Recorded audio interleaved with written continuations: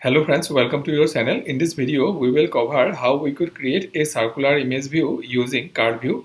In Android Studio, first we will create a new project. We will select empty activity. We will give a name to the project and language kotlin. We will go to the main activity layout file and there we are creating a card view, giving fixed width and height to the card view, and inside the card view creating an image view. Now we require an image. I have an image in my desktop. I will place the image in Android Studio drawable folder. While placing the image in the drawable folder, we should select only drawable folder and not some other version of the drawable folder like V24 etc.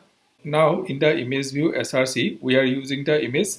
To make the image circular, we need to use card corner radius in the card view. Card corner radius we have given 90 dB. So by placing the image view in the card view and in the card view using card corner radius, we could create a circular image view.